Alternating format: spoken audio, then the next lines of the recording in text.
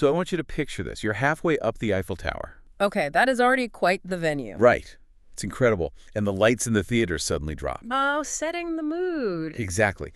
And a thick, just choking cloud of dry ice rolls over the stage, literally spilling down into the front row, Yeah. wrapping around your shoes. Very dramatic. Very 1980s. Peak 1980s, people are coughing, you're adjusting these translation headphones on your ears, and then a barrage of lasers just cuts right through the artificial fog. Which, must have been staggeringly expensive. Oh, an absolute spectacle of sheer, unadulterated theatrical excess. And as a French presentation drones on in your ear, this wobbly cardboard cutout slowly makes its way across the stage. The cardboard cutout after the lasers. Yes. All of this immense effort, the dry ice, the expense, to unveil a 12-pound, two-tone brown plastic box. It is, it's just the absolute peak of technological cognitive dissonance. It really is. The contrast between this futuristic laser show on one of the world's most famous monuments and then the rather dreary, heavy plastic reality of the actual machine sitting there on the pedestal. Welcome to your custom-tailored deep dive. Today, we've got a really specific journey planned just for you into the fascinating, frustrating, and literally bloody birth of the modern laptop. Yes, literally bloody. We will get to that. We absolutely will. Our roadmap today is this phenomenal piece of computing history. It's a late 1984 hardware review from Personal Computer World magazine. Written by a reviewer named Peter Bright. Right. And to really give this the weight it deserves, we're pairing his real-time hands-on frustrations with a 2026 inflation-adjusted retrospective. Which is going to be painful. Extremely painful for the wallet. But our mission today is to figure out how Data General, which was this massive mini-computer giant, took a courageous but fundamentally flawed leap. And in doing so, they basically laid the absolutely essential foundation for every portable computer you use today. Exactly.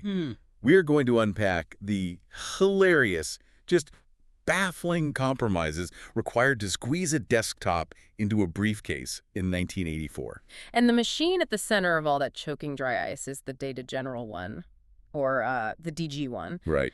And while the theatrical hype sounds totally comical to us now, if we actually put ourselves in the shoes of the journalists in that room, the presentation makes a twisted kind of sense. How so? I mean, it was a brown box. Well, because what Data General was promising on paper was basically science fiction at the time. Oh, I see. Yeah, they were offering a battery-powered machine with a 25-line screen, built-in disk drives, and full IBM desktop compatibility. Which had literally never been done. Never.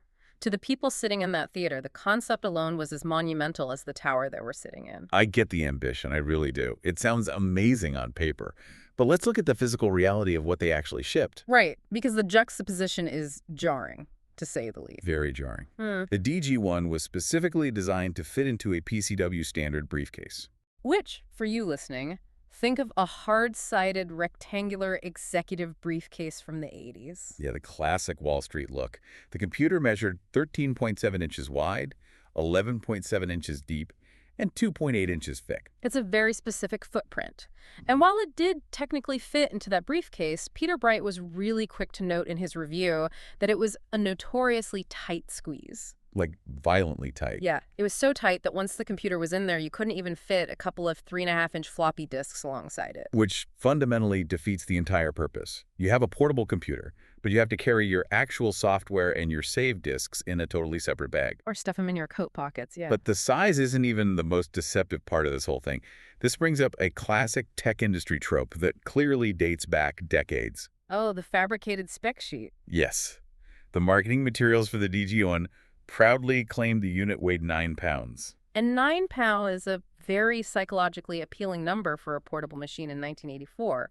It sounds manageable. Yeah, it sounds like something you could comfortably carry across an airport concourse. Right, it sounds great. But Bright writes that when he was actually lugging the review unit home, it felt significantly heavier. So he gets to the office, puts it on the actual scales, and it clocks in at 12 pounds. 12 pounds? That is 3 missing pounds. A full 33% weight increase over what the laser show promised. How does a company just, lose 3 pounds on a spec sheet? Were they weighing prototypes without the internal disk drives or something? It's highly likely they probably weighed a stripped-down base model chassis without the heavy mechanical components or the battery packs. And then just slap that number on the fully loaded marketing spec. Exactly. And those 3 pounds make a massive physiological difference, primarily because the DG1 lacked a built-in carrying handle. Wait, no handle at all. None. Competitors at the time, like the Epson PX8, had handles actually integrated into the chassis. That makes so much more sense. Right. But with the DG1, you are forced to tuck a 12-pound smooth plastic block under your arm, like a very heavy, incredibly expensive textbook. And the shape of this thing didn't make carrying it any easier either. Bright had a brilliant description of its side profile. Oh, the toboggan. Yes, he called it a small toboggan. The bottom was perfectly flat, but the top gradually sloped up towards the front edge. It's such a funny image. He joked that if anyone ever made a decent-sized replica of it, you could get up quite a speed riding it down a snow-lined hillside. And the toboggan shape wasn't just an aesthetic choice. It was actually a physical manifestation of the internal hardware constraints. Oh, really? How so? Well, they had to stack internal components, likely the battery housing and the disk drive mechanics, in a way that forced the chassis to swell at the rear.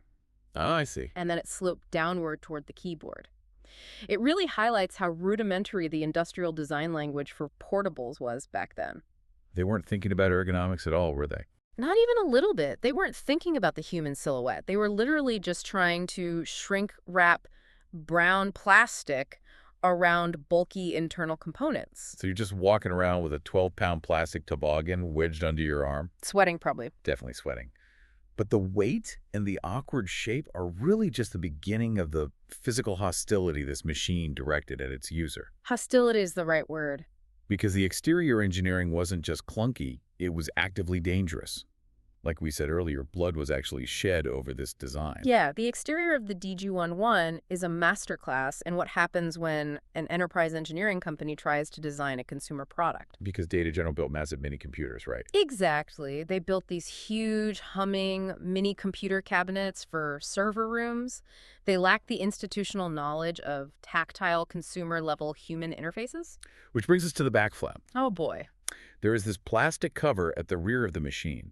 It hinges downward to form a foot, which theoretically props up the rear of the computer for a better typing angle. Theoretically. Right, and simultaneously, it exposes all the input-output ports and the external power connections. And Peter Bright explicitly calls this the worst designed piece of plastic he's seen in a long time. And he wasn't just being dramatic for the review. He had the physical scars to prove it. He literally sliced his fingers open on it. To understand why it failed so spectacularly, we have to look at the mechanics of injection molded plastics in the early 80s. Okay, let's unpack that. Creating a durable, friction-based hinge out of plastic is incredibly difficult. You are relying on the tension of the plastic itself to hold the weight of a 12-pound machine. Which is just a recipe for disaster. Complete disaster. The DG1's back flap had a nasty habit of collapsing under the weight of the computer unexpectedly. Usually right when your fingers were underneath it, right? Exactly. Yeah. Right when you're trying to plug in a serial cable, Yeah. snap. Just a plastic guillotine. And then when you actually wanted to close it to put the machine away, the plastic catches would refuse to align. It's a total failure of basic mechanical tolerance. It's unbelievable. You're bleeding on your expensive new laptop just trying to plug it into the wall. The glamorous life of an early adopter. Truly. But the crude mechanical design doesn't stop there. Let's look at their solution for power management. This is my favorite part. The marketing materials boasted about a, quote, high-tech auto power-off device built into the lid. High-tech is doing a lot of heavy lifting there. It really is. When I hear that, I assume there's, a magnetic reed switch or some elegant electronic sensor that detects when the lid is closed. And triggers a graceful shutdown sequence. Exactly. Yeah. But no.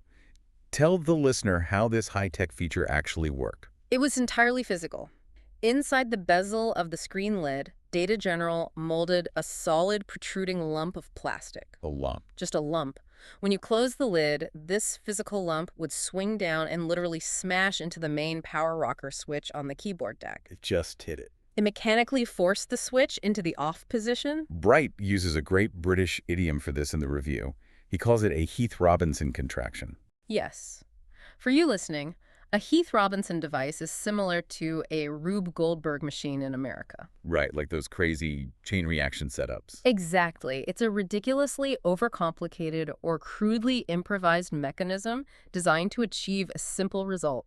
It's hilarious, but it's also baffling to me. Right. Wait, if they were smart enough to engineer custom silicon microchips to run an entire IBM-compatible desktop off battery power, Yeah. why wasn't their engineering team smart enough to wire a simple electronic sleep switch? Was it arrogance, or were they just out of time? It wasn't arrogance, actually. It was a profound blind spot regarding the integration of hardware and user experience. How so? In that era, the vast majority of research and development budget went strictly into the silicon. The raw computational achievement was the entire value proposition. So the physical shell was just an afterthought. Completely. The physical chassis, the buttons, the hinges, the tactile experience of the human being using it, it was all treated as a secondary wrapper. Wow. It reveals how disjointed the engineering teams were. The electrical engineers built a marvel on the motherboard and then handed it off to the mechanical engineers. Who just glued a plastic stick to the lid to solve the power state problem. Exactly. Problem solved. Ship it. It makes you wonder how much literal blood, sweat, and tears went into dealing with these compromised physical designs just to access the technology inside. Quite a lot, I imagine. But to truly understand why the outside was so clunky and compromised, we really have to transition to the inside. Right. Because the bleeding-edge silicon beating inside this plastic toboggan dictated absolutely everything about how the machine looked, felt, and functioned. Exactly. The physical limitations were entirely subordinate to the extreme power limitations of the era. Bright actually tried to get inside the machine to inspect the motherboard, didn't he? He did, but he eventually gave up. Data General had designed the chassis specifically to keep users out. Classic. But we do know what was beating inside. It was the ADC-88 processor. And the C in that name is doing a massive amount of heavy lifting. That's the CMOS version of the wildly popular Intel 8088 processor. Which was the brain of the standard IBM PC. Right. And it was paired with CMOS 64K static RAM chips, which allowed the machine to be configured from 128 kilobytes up to a fully expanded 512 kilobytes of memory. And that acronym, CMOS, is the absolute key to this entire deep dive. It stands for Complementary Metal Oxide Semiconductor. Prior to this, standard microchips, like NMOS chips, ran incredibly hot. They consumed vast amounts of continuous electrical power just to maintain their state. So if you tried to run a standard desktop processor off 1984 batteries, It would drain them in minutes okay. and likely melt the plastic chassis in the process. So how exactly does CMOS solve that? I know it saves power, but what is the actual mechanism for you listening? Think of a standard NMOS transistor like a water valve that always has a tiny bit of water leaking through it, even when it's tightly closed. It's constantly wasting pressure, or in this electrical case, it's wasting current. CMOS technology uses pairs of transistors, a positive type and a negative type, arranged so that they complement each other. So it's like a two-door airlock in a submarine. Only one door can be open at a time. That is a perfect analogy. Because both doors are never open simultaneously, the electrical current cannot just flow straight through to the ground and leak away. Oh, that's brilliant. The circuit only consumes meaningful power during the microscopic fraction of a second when the transistors are actively switching states from a 1 to a 0. And the rest of the time? When the system is idle or just holding data, the power consumption drops to almost 0. And because it's not constantly leaking current, it doesn't generate massive amounts of waste heat. Right. Bright specifically notes that the DG1's casing didn't even get warm during his most strenuous testing. Which is incredible for 1984. Which completely explains why there are absolutely no ventilation slots anywhere on the 12-pound toboggan. They physically didn't need them. Which is excellent for keeping dust and debris out of the internal components. But the reliance on CMOS brings us to one of the most brutal engineering compromises in the entire machine. Oh yeah, this is rough. While the processor and the RAM were made of this low-power CMOS technology, the RAM was not battery-backed. And that is a staggering limitation for a portable device intended for serious executive work. Just staggering. To explain what that means to you listening, RAM, or random access memory, is volatile. It needs a constant trickle of electricity to remember the data it's holding. If you cut the power, the memory instantly vanishes. Right. In modern laptops, when you close the lid or put the machine to sleep, a tiny amount of power from the battery is continually fed to the RAM. So your open applications and your unsaved documents are still exactly there when you wake it up. But the DG1 did not do that. So what does this mean for the listener if they were using this machine back then? It means that when you flip that physical rocker switch, Or when your plastic lid lump smashes it for you? exactly, when that happens, you instantly lose every single piece of data stored in your memory. Poof, gone. Any unsaved document, any loaded program, gone forever. Data General claimed that providing a battery backup to a fully expanded 512K machine would drain the main batteries far too quickly. It is the ultimate engineering trade-off. They had a really strict power budget. Because it ran on off-the-shelf batteries. Yeah, standard off-the-shelf Duracell batteries or an optional rechargeable battery pack.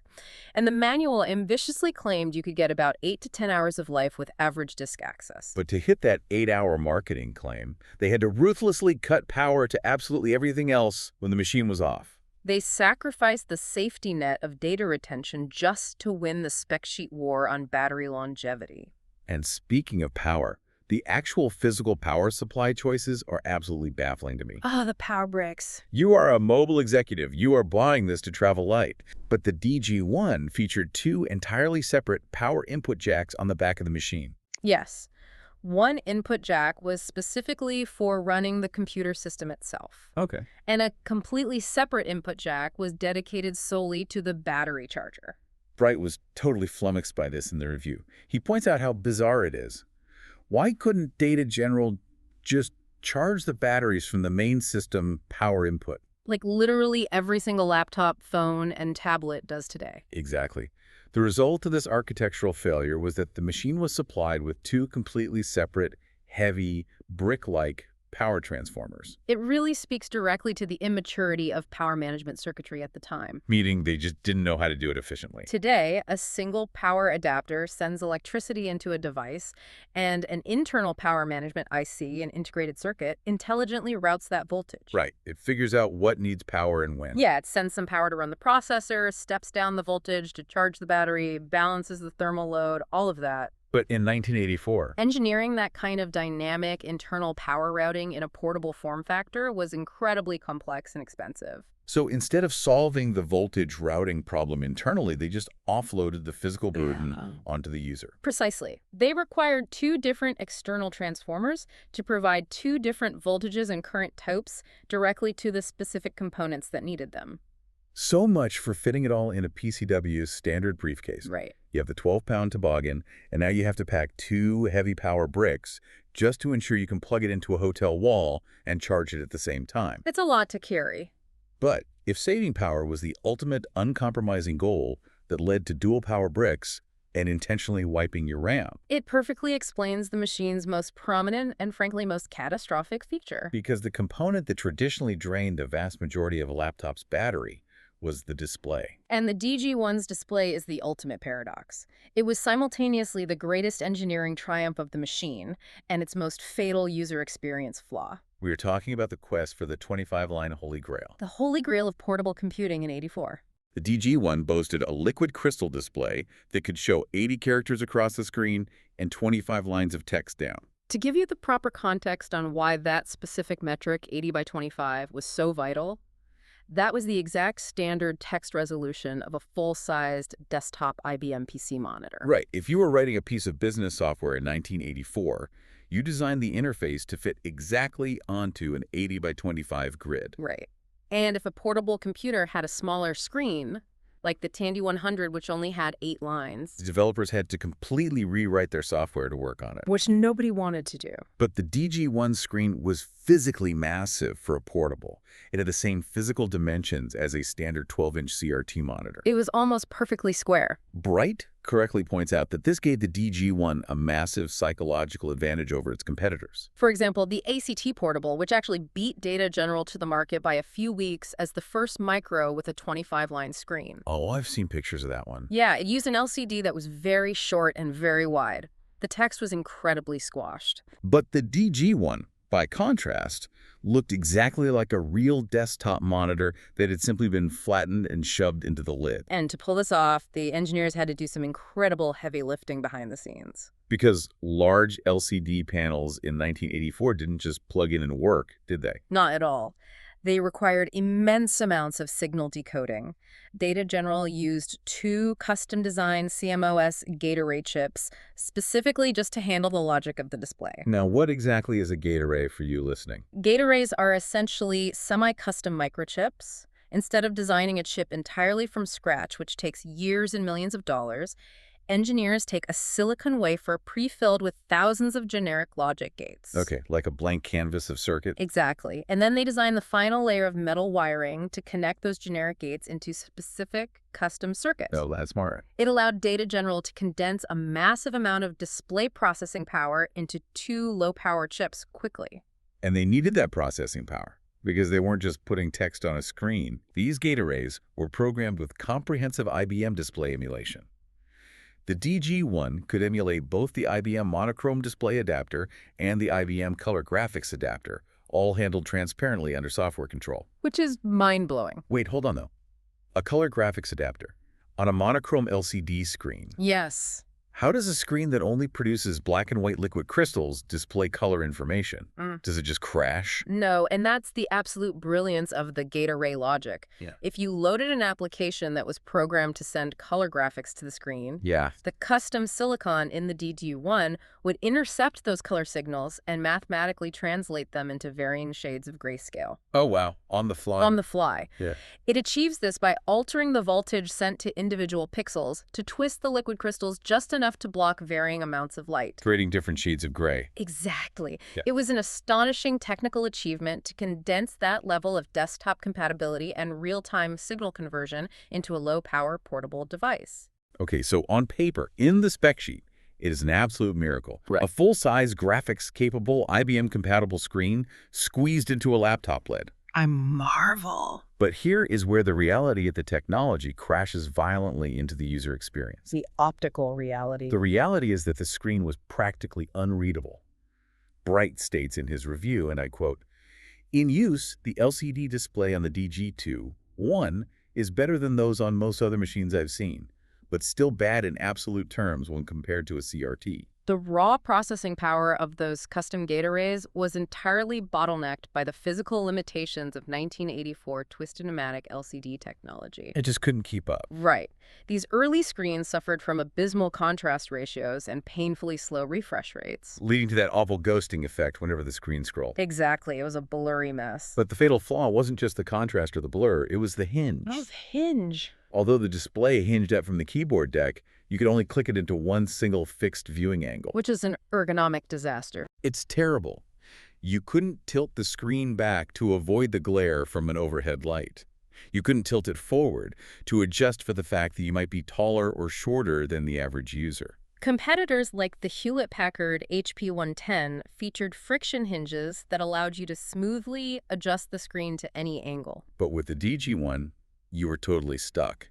You could adjust the contrast digitally using the Command key and the arrow keys, but bright notes, it barely made a difference. The reason the fixed angle was so devastating is because early LCDs relied entirely on ambient light. Right, they didn't have backlights. No backlights at all. A backlight would have consumed way too much power and destroyed their 8-hour battery claim instantly. So how did you see anything?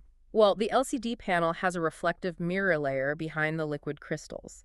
The ambient light in the room has to travel through the glass, through the crystals, bounce off the mirror, and travel back to your eyes. So the readability of your 10,000-pound computer was entirely at the mercy of the weather. Literally. Bright noted that the display was actually at its best when he took it outside into bright, natural sunlight. The mobile executive working in the park.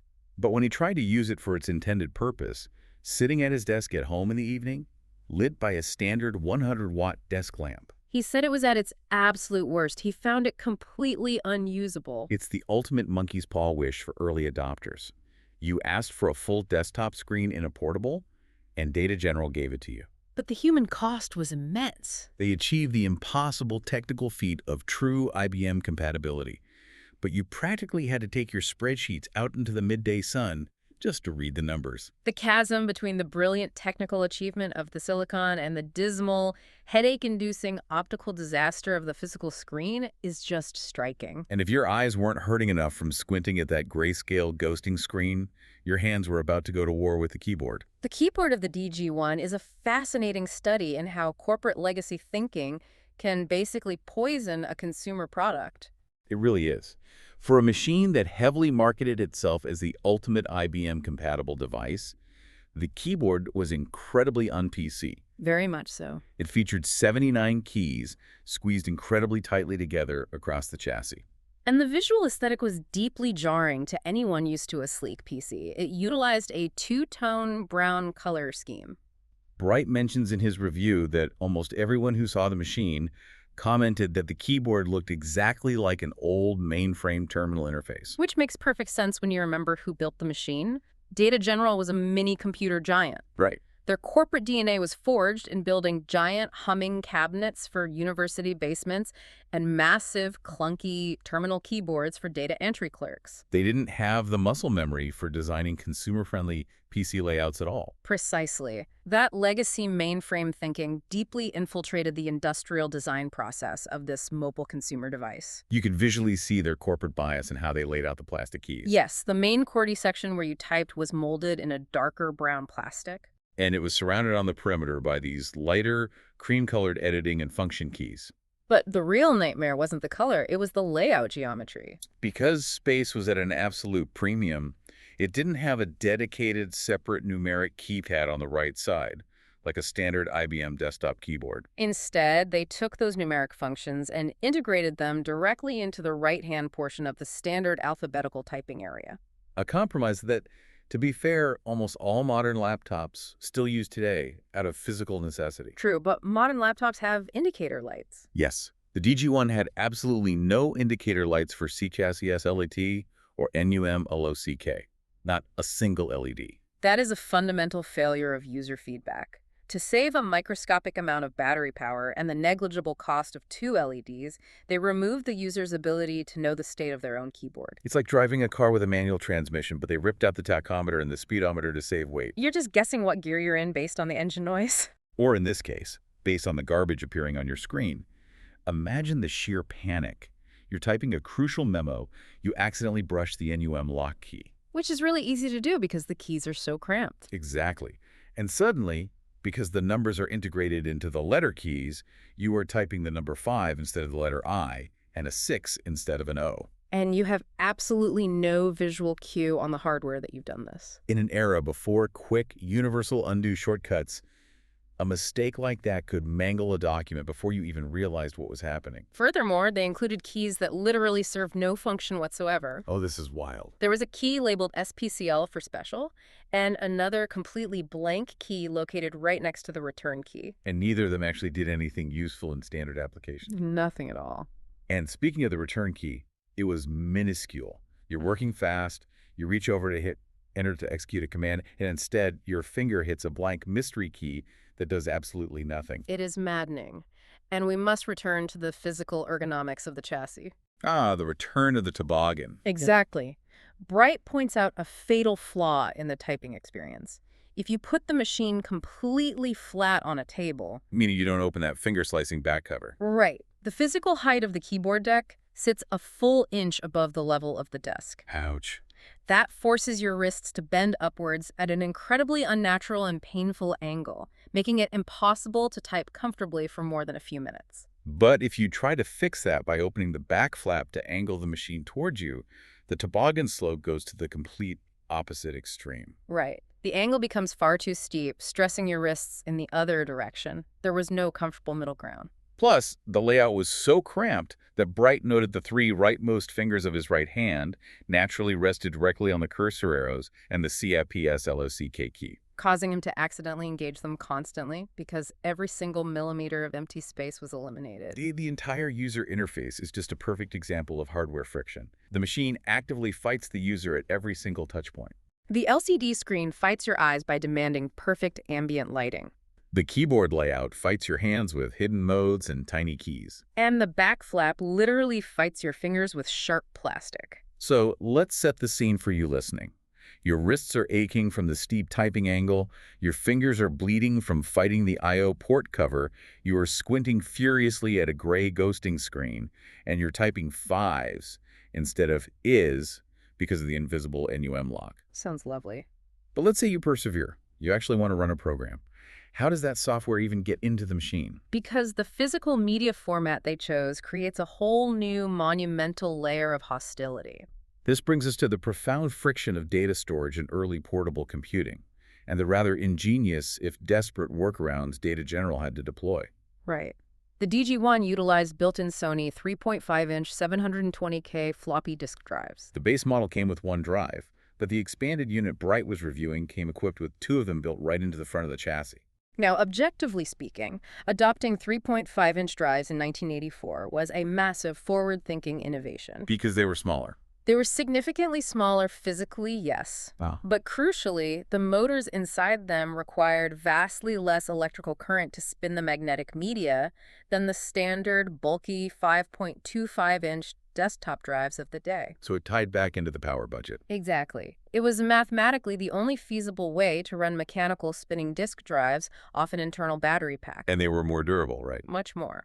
The 3.5-inch discs were encased in a rigid plastic shell with a sliding metal shutter, protecting the fragile magnetic tape inside from dust and scratches. Which is perfect for a portable machine bouncing around in a briefcase. Absolutely. But, and there was always a mask, but with bleeding-edge tech adoption, being a pioneer with 3.5-inch drives meant you were completely physically cut off from the entire existing ecosystem of business software. Yeah, that's the catch. Every single piece of IBM software on the market came on a flexible 5.25-inch floppy disk. Right. You have this brand new 10,000-pound machine that boasts about perfect IBM compatibility, but its physical disk slots are too small to accept the disks that all the IBM software is printed on. It's the classic chicken and egg problem of format shifts. It's really akin to Apple removing the headphone jack or the CD drive years later. The hardware advances ahead of the software ecosystem. Exactly. Data General knew this was a massive roadblock to adoption, so they had to provide several convoluted workarounds. The primary problem, as Bright explicitly noted, was simply figuring out how to get your existing software onto the new 3.5-inch disks. Because they couldn't expect users to just figure it out themselves. No. Data General literally had to appoint an external consulting company, a firm called Tamses, to act as a middleman. That's right. If you bought a DG1, you could hire Tamses to legally copy and format shift your existing IBM applications onto 3.5-inch disks for you. Which is just a tremendous amount of administrative friction just to use a word processor you already own. It's exhausting. If you didn't want to hire a consultant to format shift your library, your second option was to purchase the optional external 5.25-inch IBM-compatible disk drive that Data General sold as an accessory. Which completely, utterly defeats the entire purpose of buying a portable machine. You're just dragging around more stuff. You are dragging around a massive external drive with its own cables just to load your software. And even if you bought it, Bright notes that many premium business applications used strict copy protection schemes on their disks that prevented them from being copied over to the 3.5-inch format anyway. So you're just trapped. Trapped. But there was a third option, which relied on networking. Oh, networking in 1984. You could use a serial cable to physically link the DG1 to an existing desktop IBM PC and attempt to download the software over the RS-232 line. The DG1 actually featured an internal modem, though Bright points out it wasn't even legally approved by British Telecom at the time of his review. Of course not. And it had two RS-232 serial ports on the back. But if you analyze the I/O panel, there is a glaring omission for an IBM-compatible machine. There is absolutely no parallel printer port. None. The IBM PC standard, and almost every printer on the market at the time, used a Centronics parallel port. Why couldn't they just put a parallel port on it? Was it just arrogance? Did they think serial printers were the future? It was almost entirely a physical and electrical constraint, actually. Really? Yeah. A standard parallel port connector is massive. It has 36 pins. Fitting that physical connector onto the back of a 2.8-inch chassis alongside the serial ports, power jacks, and video outputs was structurally really difficult. Okay, that makes sense physically. Furthermore, driving a parallel port which sends data down 8 separate wires simultaneously, like an 8-lane highway, requires more complex circuitry and power than a serial port which sends data down a single lane, one bit at a time. Okay, I understand the physical constraint, but this caused a massive compatibility nightmare. Standard IBM applications were hard-coded to blindly look for a parallel port when you hit print. When the software couldn't find the parallel hardware on the DG1, It would throw an error and crash. But here is where we get a surprisingly elegant software solution to mask a hardware omission. Yeah, Data General's engineers actually hid a secret patch inside the DG1's BIOS. The BIOS, the basic input-output system, is the fundamental firmware that initializes the hardware when you turn the computer on. It acts as a translator between the operating system and the physical chips. Right. And Data General programmed a clever interrupt redirect into this BIOS. It's very clever. When a piece of IBM software requested to send data to the non-existent parallel printer port, the BIOS would intercept that command in real time, silently translate it, and redirect all the outputs straight to the COM2 serial port instead. Completely fooling the software into thinking a parallel port existed. It is a brilliant, highly sophisticated software hack. It perfectly demonstrates the duality of the DG1. Their physical, mechanical engineering was crude and clumsy, like the plastic lump hitting the power switch. But their software engineering at the lowest firmware levels was incredibly clever, actively masking the hardware limitations from the user's applications. But actually using that serial port to transfer software from another computer was a waking nightmare. Oh, totally. Data General provided a proprietary communication software system called DGBIST to facilitate these transfers. DGBIST. In theory, it let you easily upload and download files between machines. In practice, Bright tried to use DGBIST to get the DG1 to talk to his desktop Olivetti M24 computer. And how did that go? DGBIST famously refused to transmit a single byte of data to the Olivetti. It completely failed. This really highlights the extreme visceral friction of early networking protocols. Before the invention of USB or seamless plug-and-play Wi-Fi, connecting two computers meant manually matching complex communication parameters. Like what? What did you have to do? Well, you had to configure the baud rate, which is the speed of transmission. You had to match parity bits for error checking. And crucially, you had to establish flow control, like XO and XOF. What exactly is XO/XOFast flow control? Because it sounds incredibly tedious. It is essentially a digital traffic light system. Because early computers processed data at different speeds, a fast sender could overwhelm a slow receiver, causing data to spill out of the memory buffer and be lost. Oh, I see.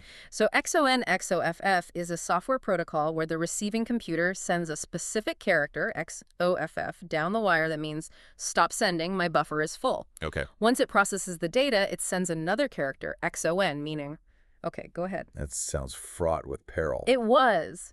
If the DG1 and the Olivetti M24 were mismatched on any of these parameters, if one expected a hardware electrical signal to stop and the other sent a software XOFF character, they would simply sit there in silence, refusing to communicate. It's a great reminder for you, the listener, that the modern concept of plug-and-play simply did not exist. Setting up a new portable computer was much more like plug it in, pray, hire a consultant to format your disks, and fiddle with the serial cable protocol until you want to pull your hair out. And because getting external software into the machine was so fraught with physical and protocol difficulties, Data General recognized they had to offer some immediate utility out of the box. They tried to do the user a favor by burning some essential everyday software right into the hardware's ROM chips, ensuring it was permanently available the second you turn the machine on. And it was a complete, unmitigated disaster. Absolute disaster.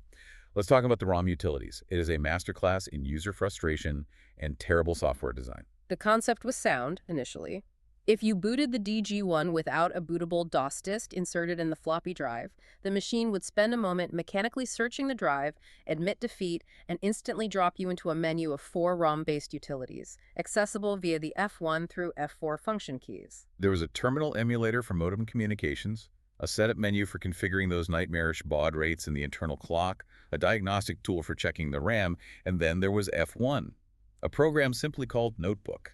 Notebook was designed as a basic text entry system. It was essentially a rudimentary word processor intended for preparing one-off memos or drafting quick letters on the go. It was a clear attempt at providing the mobile executive with instant on-convenience, bypassing the slow load times of floppy disks. Which sounds like a great idea until you actually place your hands on the keyboard and try to type a sentence. Bright notes in his review that the Notebook interface used the top 22 lines of that massive screen for typing your text and reserved the bottom 3 lines for displaying command messages. Right. But what became immediately painfully obvious the second you started typing a paragraph was that when your cursor reached the physical right edge of the screen line, the machine just stopped. It just stopped. It beeped at you angrily. It emitted an error beep and completely refused to proceed to the next line of text. It had absolutely no word wrap. You are using a bleeding-edge 10,000-pound microcomputer with custom gate arrays in 1984, and the software expects you to manually hit the return key at the end of every single line, exactly like you're typing on a mechanical Remington typewriter from 1920. It's absurd. Bright is utterly exasperated in his review, asking the obvious question. What is the point of a word processor without word wrap? The lack of word wrap is baffling, but the software limitations only compound from there. Notebook was strictly constrained by memory. It could only store a maximum of 500 lines of text in total. Wait, 500 lines? That is barely a few printed pages of text. Barely. If this machine can be expanded up to 512 kilobytes of RAM, which is a massive amount of memory for 1984, why on earth is the software artificially capping the text limit so low? Was the ROM chip itself just too small to hold a better program? It was a combination of limited ROM storage space and rigid memory addressing. ROM chips were expensive, so the code for Notebook had to be incredibly tiny. Writing a complex dynamic memory allocation routine, which allows a document to grow seamlessly until the RAM is full, takes up a lot of code space. So what do they do? To save space, the programmers simply hard-coded a fixed small block of memory for the text buffer.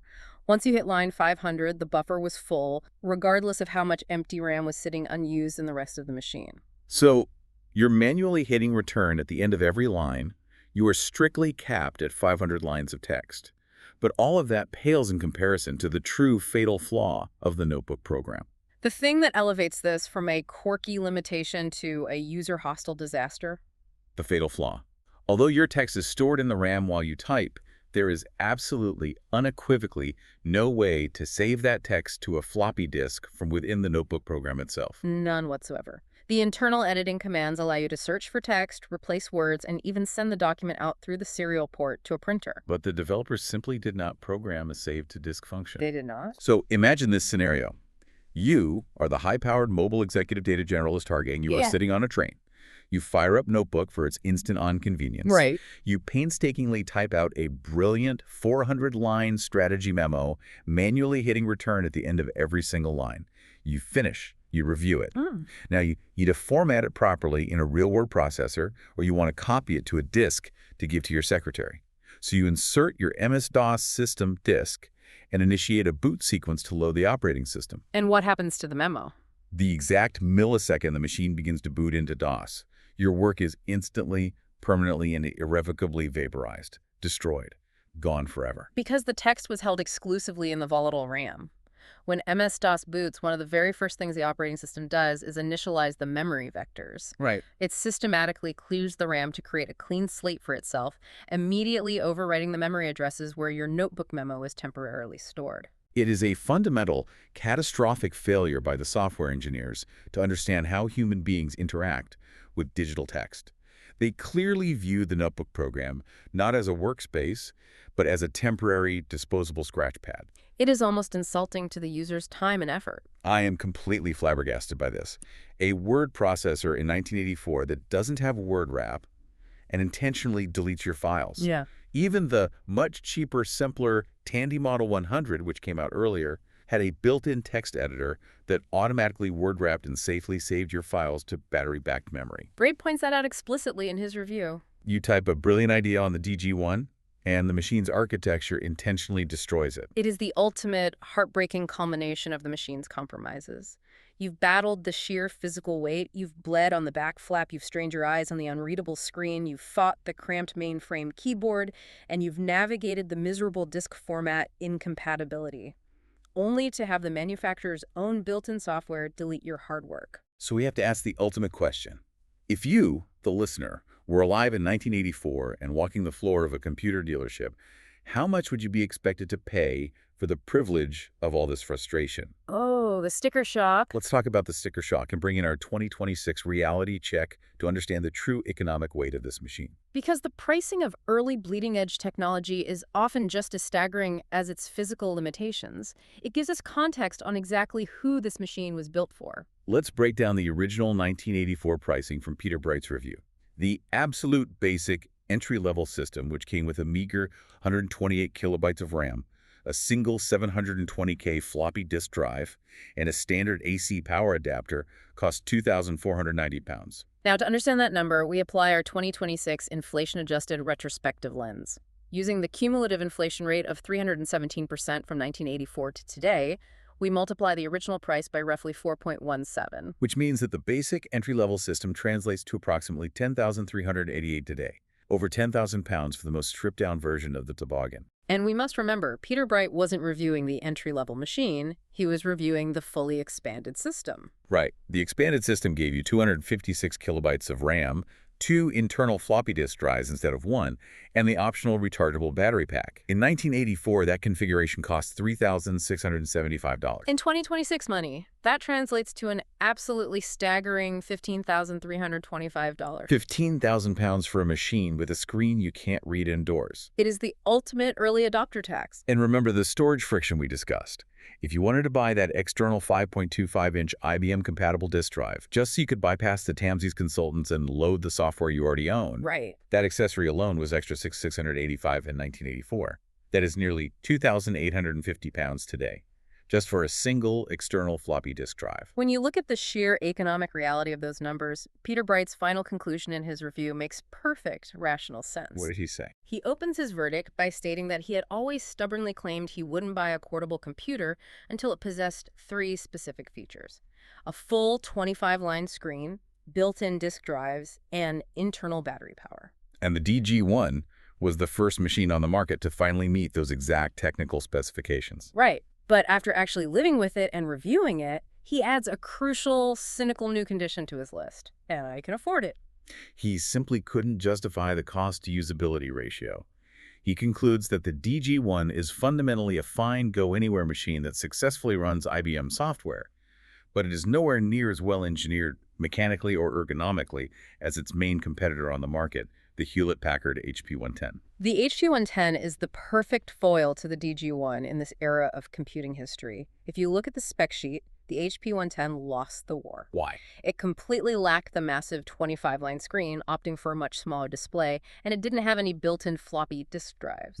On paper, the DG1 destroyed it. But what the HP-110 did have was vastly superior mechanical build quality, a highly responsive, comfortable keyboard, and crucially, a screen hinge that you could actually tilt and adjust to read the text comfortably in different lighting conditions. Bright dissects Data General's corporate marketing aim beautifully in his final thoughts. He notes that Data General was aggressively trying to poach the desktop business market. Yeah. They were assuming that a high-powered mobile executive would purchase the DG1 and use it as their primary everyday computer, both on the road and at the office. But Bright points out the fundamental flaw in that logic. Right. If you are replacing a primary desktop machine, you absolutely expect a high-quality, easy-to-read display and a comfortable, spacious keyboard because you're going to be interacting with them for prolonged periods. His final verdict is utterly damning for Data General's primary use case. He states that the display and the keyboard are perfectly fine for occasional emergency use on a train, but he would absolutely hate to spend 7 hours a day staring at that low-contrast LCD and cramping his hands on those tiny, unlabeled keys. Data General's core assumption that impressive technical specifications alone could conquer the desktop market, regardless of user comfort, was tragically flawed. It's an incredible story of hubris and innovation. The DG1 was genuinely a marvel of silicon engineering. The implementation of low-power CMOS chips, the brilliance of the custom display gate arrays translating color to grayscale, the forward-thinking adoption of 3.5-inch drives, and the secret BIOS redirect. But all of that incredible engineering was crammed inside a poorly designed 12-pound plastic toboggan that sliced your fingers, strained your eyes, and wiped your memos into the ether. Yet, despite all of those monumental flaws, the DG1 was absolutely pivotal. It paved the way. It really did. It proved to the entire industry that you could, theoretically, put the power of a full IBM desktop onto a battery pack. It forced the rest of the computing industry to reckon with the complexities of power management, the dire need for better display technology, and the desperate necessity for a standardized, ergonomic, portable form factor. Every sleek, ultra-thin silver laptop you use today was built on the hard lessons learned from the failures of the DG1. Absolutely. It really highlights the immense value of looking back at tech history. It is so easy to open a modern laptop, instantly resume your work from sleep mode, and take the seamless experience for granted until you realize the literal blood, the vaporized files, and the 15,000-pound price tags that went into creating the template. The modern convenience we enjoy is built on a mountain of discarded toboggans. So we're going to leave you, the listener, with a final thought to ponder as we wrap up this deep dive. Think deeply about that philosophical battle between the HP 110 and the DG1. It's a battle that's still relevant. Very relevant. The DG1 violently prioritized features. It chased the 25-line screen and the internal disk drives at all costs, completely sacrificing usability, ergonomics, and data safety to get those bullet points in the marketing brochure. While the HP 110 prioritized solid engineering and user comfort, but it lacked the bleeding-edge specs that grabbed the headlines? We see this exact same philosophical battle play out in the technology market today. Think about the very first generation of foldable smartphones, which featured fragile screens that literally creased and broke just so the manufacturer could claim they were first to market with the feature. Or think about massive, heavy virtual reality headsets that pack in 8K displays but strain your neck so badly you can only wear them for 20 minutes. Next time you are tempted to pull out your wallet to buy a piece of absolute bleeding-edge technology, ask yourself a vital question. Are you buying a beautifully engineered tool that respects your human experience, or are you just paying £15,000 for a feature-packed toboggan? Keep that in mind next time a tech CEO on a stage promises you magic.